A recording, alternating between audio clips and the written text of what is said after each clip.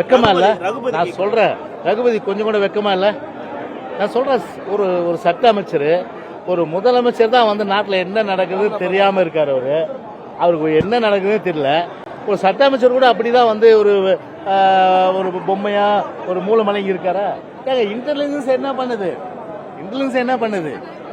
Intelligence வந்து ஒரு petition ஒரு போலீஸ் ஸ்டேஷன்ல கொடுக்குறாங்க.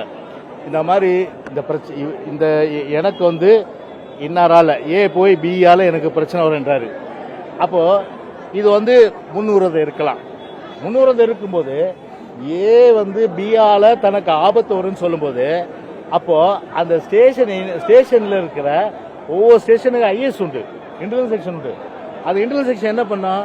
அப்போ பி அலர்ட் பண்ணோம், இந்த மாதிரி உங்களுக்கு வந்து ஆபத்து இருக்கு, நீங்க வந்து போலீஸ் ப்ரொடெக்ஷன் கேளுங்க. அதுதானே வந்து ஒரு அரசு செய்ய வேண்டியது.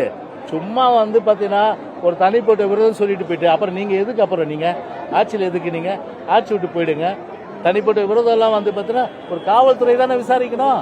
அது விசாரிச்சு யார் மேல கம்ப்ளைண்ட் கொடுத்தாங்களோ, புகார்தாரர் இருந்து கொடுத்த கம்ப்ளைண்ட்டுக்கு அவங்களுக்கு பாதுகாப்பு கொடுக்க வேண்டியது அரசுடைய கடமை தானே, காவல்துறையுடைய கடமை தானே. அதை மிஸ் பண்ணதுனால தானே படுகொலை நடக்குது. இல்ல சார், அதிமுக ஆட்சிக்கு வரணும்னா பிரிந்திருந்தவர்கள் எல்லாமே ஒண்ணு சேர்ந்தா மட்டும்தான் பலமான அதிமுகவாக இருந்தாதான் திமுக வீழ்த்த முடியும்னு வரக்கூடிய கருத்துக்கள் நீங்க எப்படி பாக்குறீங்க? இது ஏற்கனவே பொதுச்சாளர் பொறுத்தல தெளிவா சொல்லிட்டாரு.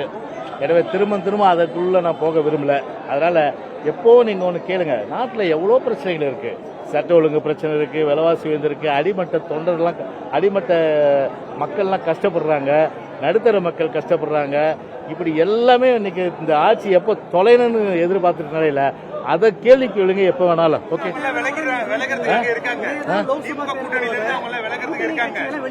ஏங்க லோக்சபா தேர்தல் இல்ல ஏங்க, லோக்சபா தேர்தல் வேற, சட்டமன்ற தேர்தல் வேற. சட்டமன்ற தேர்தல் வரும்போது கண்டிப்பா பாத்தீங்கன்னா மக்களுடைய மனநிலை பார்த்தீங்கன்னா மீண்டும் அம்மாவுடைய அரசு தமிழ்நாட்டில் வரணும்னு தான் எதிர்பார்ப்பாங்க.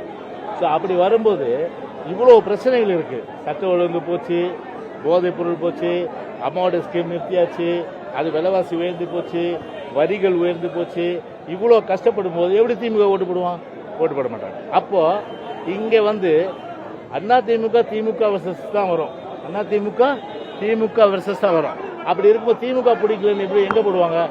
திமுக போடுவாங்க. அப்போ திமுக நோக்கி தான் எல்லா கட்சிகளும் வரும். இது ஒரு பேசிக், இது அடிப்படையான விஷயம்.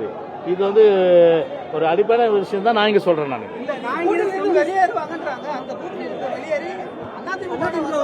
கண்டிப்பா நோ அதர் வே, கண்டிப்பா வந்து ஆல்டர்னேட் நாங்க தானே. இன்னைக்கு ஒரு திமுக அப்படின்னு பார்க்கும்போது திமுக தான் கண்டிப்பா அவங்க நோக்கி வருகின்ற ஒரு சூழ்நிலை வரும் கண்டிப்பா. ஓகே, ஏங்க என்ன அது நாங்க வந்து போயிட்டு யாரையும் கெஞ்சுற அவசியம் எங்களுக்கு கிடையாது. ஆனா காலம் நிர்ணயிக்கும். அந்த காலம் நிர்ணயிக்கும் போது நான் சொன்னதெல்லாம் நடக்கும். ஓகே, ஜோசியர் நினைச்சல வந்து கண்டிப்பா நடக்கும்.